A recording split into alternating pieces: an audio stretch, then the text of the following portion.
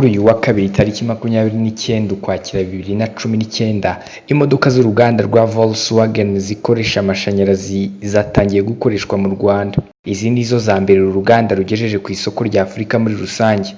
Izi modoka zafunguwe ku mugaragaro na Nyakubahwa Minisitiri w'Intebe Edouard Ngirente.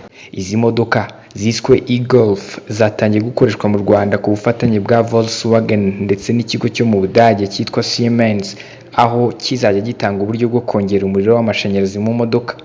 Gutangiza ikoreshwa ry'izi modoka mu Rwanda byatangiranye n'izigera kuri enye, izi zizajya zongererwamo amashanyarazi aho Volkswagen ikorera mu cyanya cyahariwe inganda i Masoro, ariko bikaba biteganyijwe ko hazubakwa ahandi hantu 15 hirya no hino mu gihugu ho kongereramo amashanyarazi. Umuyobozi wa Volkswagen mu Rwanda Rugwizangoga Michaela yavuze ko mu mezi ari imbere ngo izi modoka ziziyongera zikagera kuri 50, ariko atari zo kugurishwa ahubwo zizakoreshwa mu mushinga wa Move, aho umuntu akoresha porogaramu ya telefoni mu gusaba gutizwa imodoka ya Volkswagen mu gihe runaka. Avuga ko Volkswagen ngo ifite abashoferi bayo bazajya batwara izi modoka, ariko uwasabye nyinshi yabishaka agatanga abashoferi be bakabahugura. Kugeza ubu Volkswagen ifite abashoferi 250 mu Rwanda biganjemo ab'igitsina gore.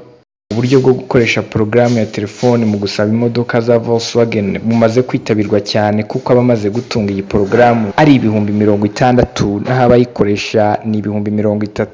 Ingendo zikorwa muri ubu buryo n'imodoka za Volkswagen ni 13,000 ku kwezi.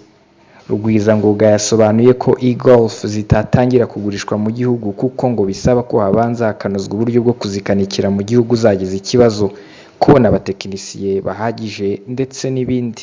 Icyakora ngo bishobora gutangira vuba.